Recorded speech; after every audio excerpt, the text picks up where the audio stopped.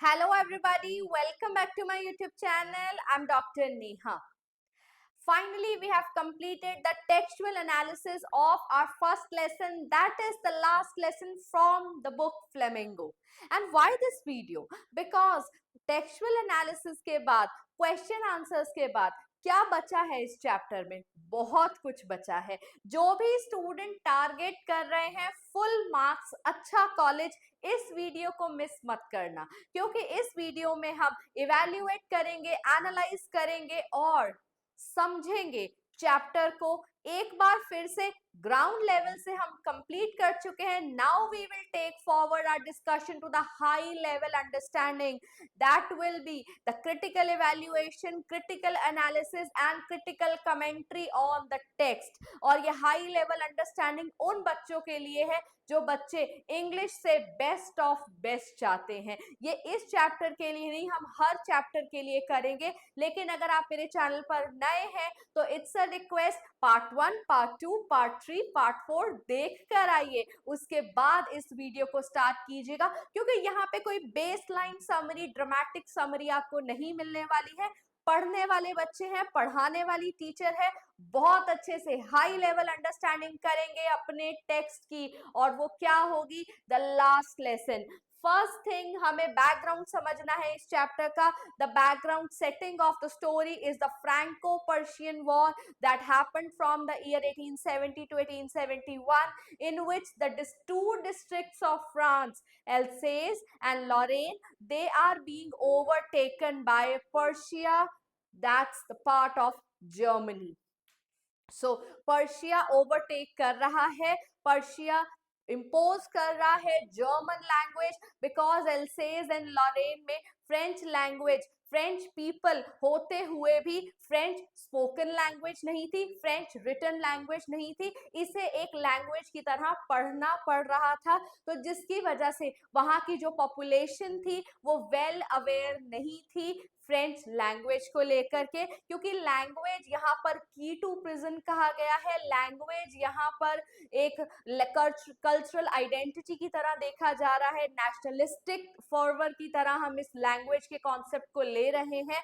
तो यहाँ पर फ्रैंको पर्शियन वॉर के बीच में जो है जर्मन लैंग्वेज अब इम्पोज की जाएगी. इंडिया में कौन सी लैंग्वेज इम्पोज की गई थी कॉलोनाइजेशन में? इंग्लिश. और क्योंकि language is the key to the prison, हम एकत्रित हुए और हमने ओवर पावर किया. तो बेस लाइन क्या है, सेटिंग क्या है? लिटिल बॉय, लिटिल स्कूल के पर्सपेक्टिव से इंपॉर्टेंस ऑफ अ लैंग्वेज बताया गया है. Here school becomes the microscope for the political investigation. Political power, rule का, पार का, ऑपरेशन का, कॉलोनाइजेशन का, वॉर का, सब थीम हमें इस चैप्टर में मिलते हैं. मेरे स्टूडेंट्स, एक छोटी सी रिक्वेस्ट, जब मैं पढ़ा रही हूँ पूरे फोकस से पढ़ो. Keep a pen and paper with you as you study with me. I tell you, you will have such deep understanding of the text. जो synonyms मैं यूज कर रही हूँ, words मैं यूज कर रही हूँ, if they reflect on your answer sheet, आप अपने स्कूल के एग्जाम में देख लेना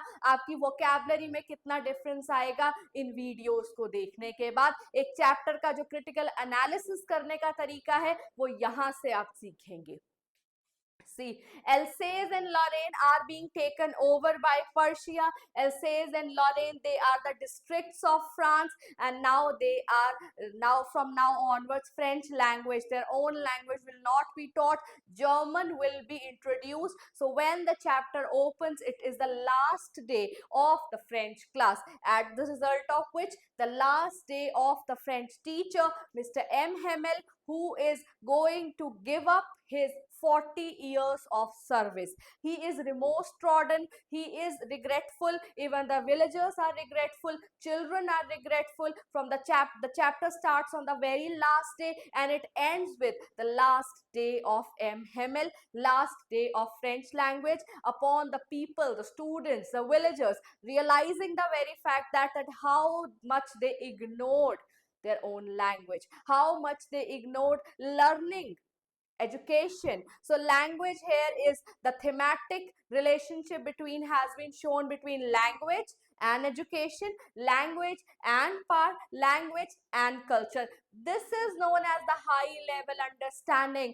आज की जेन जी जनरेशन को बहुत जरूरत है इस तरीके का पर्सपेक्टिव खड़ा करने की. Just by reading summaries, just by watching summaries, you cannot crack your exam. You need to have this form of critical analysis. आप आगे से हायर लेवल पर जाने वाले हैं तो जरूरी है आज से ही ये अंडरस्टैंडिंग डेवलप आपकी कर दी जाए. The chapter is all about death of a language is shown as death of a culture. दिखा रहे हैं कि फ्रेंच कल्चर ही खत्म हो जाएगा जब एक लैंग्वेज खत्म होती है. that marks the death of the culture. Language is shown as synonymous to identity. Language हमें identity देती है. Language key to freedom होती है. Language हमें patriotism, nationalism, देशभक्ति की भावना हमारी भाषा से ही आती है.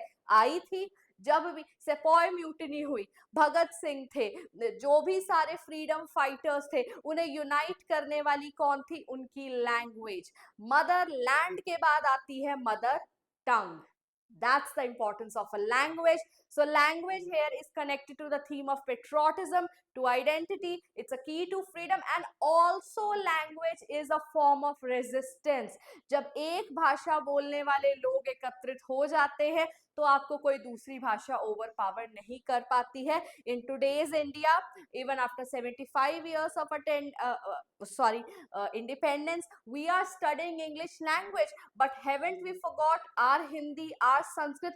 जो मेक इन इंडिया ट्रेंड आ रहा है, जो हिंदी लैंग्वेज का ट्रेंड आ रहा है, हमने अपने हिंद कल्चर को, अपने हिंदी लैंग्वेज को एलेबोरेट किया है और ग्लोबल आइडेंटिटी हमने दी है. लेकिन फॉर द टाइम बीइंग जिस तरीके से हमारी हिंदी एंड संस्कृत लैंग्वेज को डिसरिस्पेक्ट किया गया था, अंग्रेजों ने कहा था एक कंप्लीट लाइब्रेरी हिंदी लिटरेचर की is equal to the one shelf of books written in English language. ये वैल्यू है. Complete library is equal to one shelf.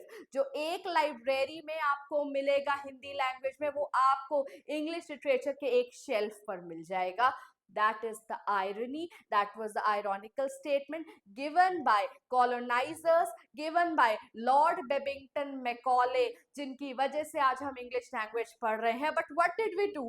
Gandhi ji resisted Hind Swaraj, जो हमारा इंडियन होम रूल है, उससे हमने अपनी लैंग्वेज की आइडेंटिटी को परसिस्टेंट रखा, कांस्टेंट रखा, जिसकी वजह से हमारी लैंग्वेज को आज भी हमने आइडेंटिटी दी है. हमने उसके थ्रू ही रेसिस्ट किया. हिंद स्वराज, रेसिस्ट करना. इंग्लिश के साथ साथ हमने हिंदी को ऑफिशियल लैंग्वेज रखा. सारी रीजनल लैंग्वेजेस को कॉन्स्टिट्यूशन में उतनी ही इंपॉर्टेंस दी जाती है जितनी एक हिंदी को दी जाती है. तो हिंदी और इंग्लिश हमारी दोनों ही लैंग्वेजेस हैं, ऑफिशियल लैंग्वेजेस हैं. इंग्लिश हमें इंटरनेशनल फ्रेम देती है, हिंदी हमें एक नेशनल फ्रेम देती है. ये होती है बेटा high level understanding of a text, जो आपको कहीं भी नहीं, कहाँ मिलेगी? हमारे चैनल पर मिलेगी. तो please do like share this channel. हम टाइम लगा करके एक चैप्टर को पढ़ाते हैं, लेकिन इस तरीके से पढ़ाते हैं कोई नुक एंड कॉर्नर छूटे ना. तो कम टू नेक्स्ट थिंग, ये हाई लेवल अंडरस्टैंडिंग है टेक्स्ट की, हर जगह आपको नहीं मिलेगी. Please do share this channel. हाँ, अपनी अंडरस्टैंडिंग के लिए वॉच लेटर पर लगा करके रख लो. जब एग्जाम आए या रिवाइजन करने बैठो, अपने इन नोट्स को रिवाइज कर लेना. और thank me later comment section में प्लीज अपने रिमार्क्स देना स्टार्ट करो. That will really get me moving. मैं एक ब्लैंक ऑडियंस की तरह, नम ऑडियंस, डम ऑडियंस को नहीं पढ़ा रही हूँ. I am teaching students who will be scholars of tomorrow. So M.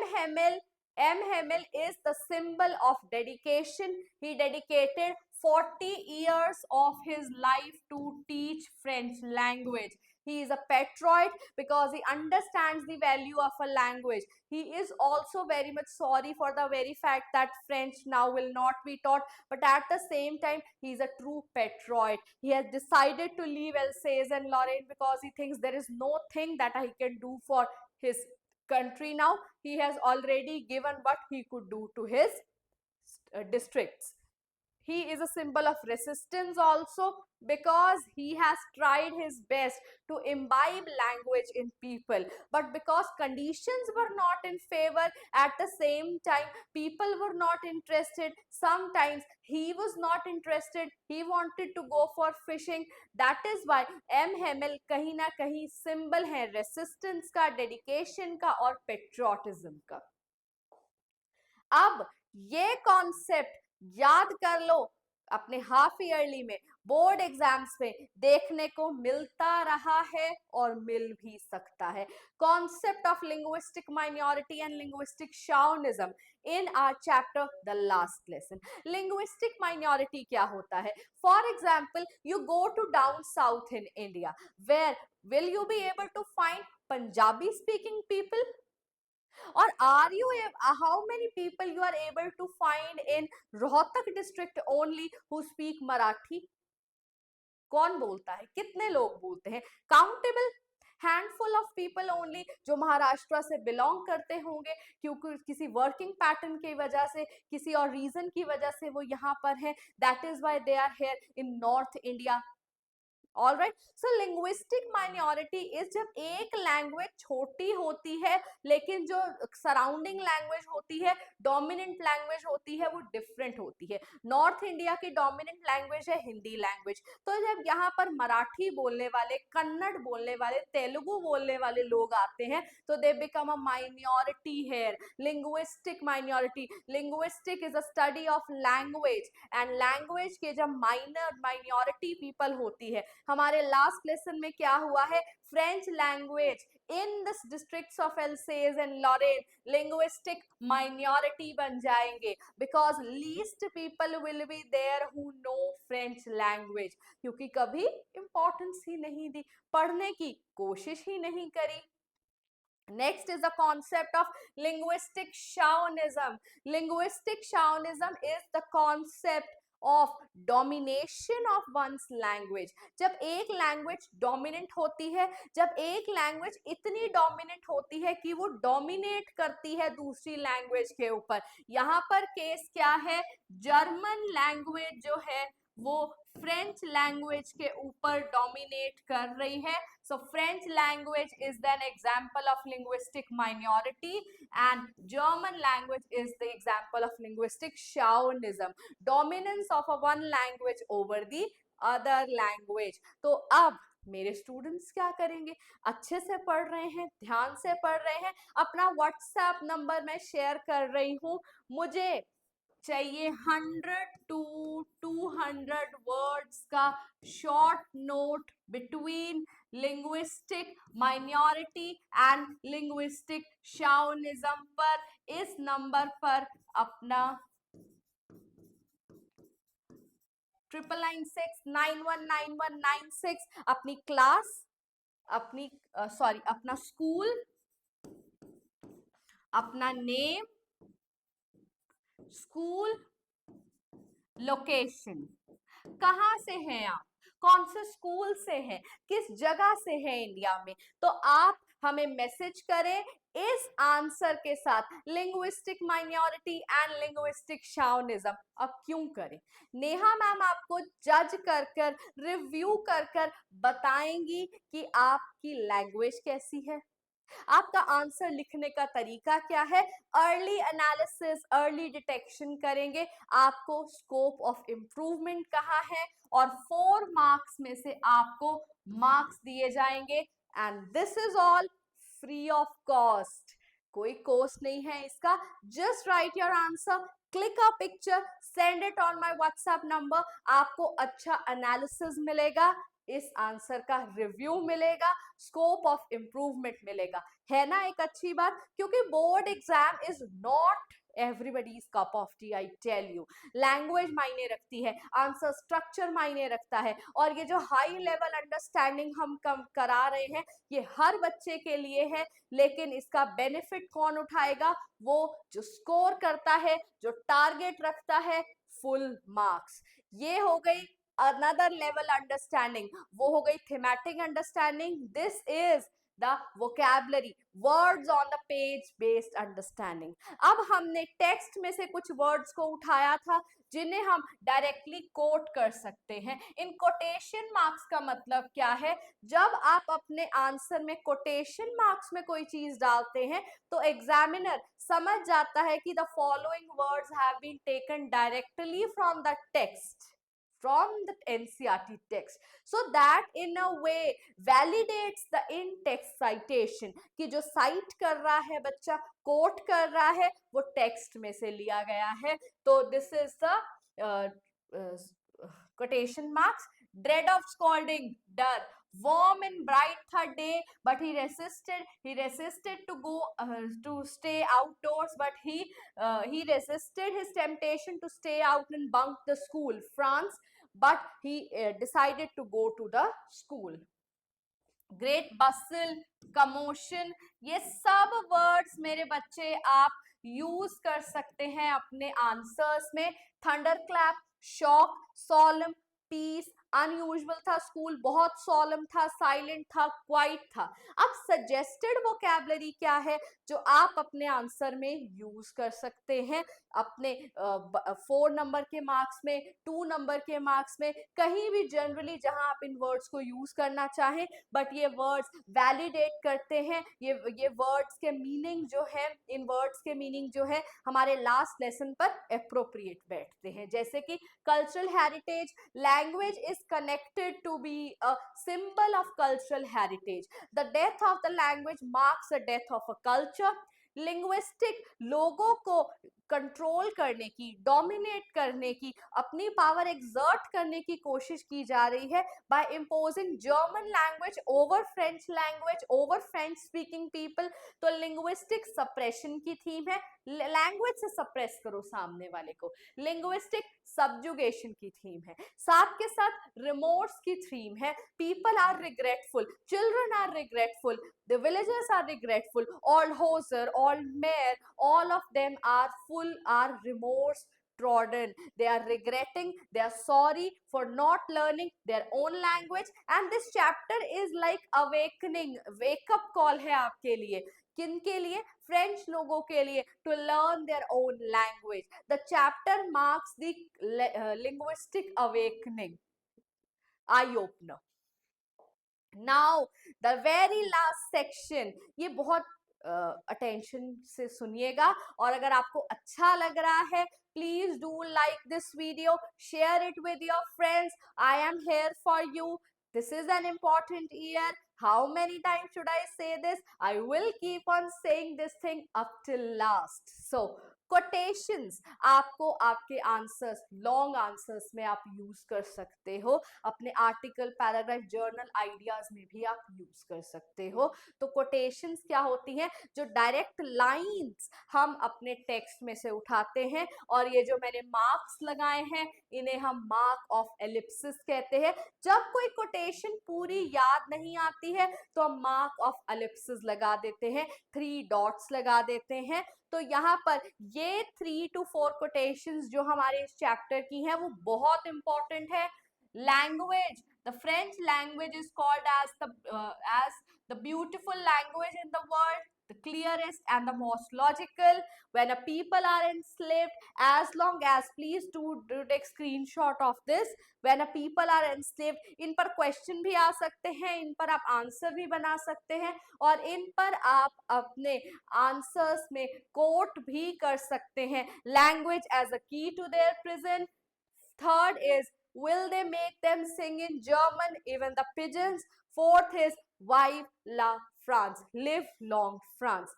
अब इससे ऊपर इस चैप्टर में कुछ नहीं है.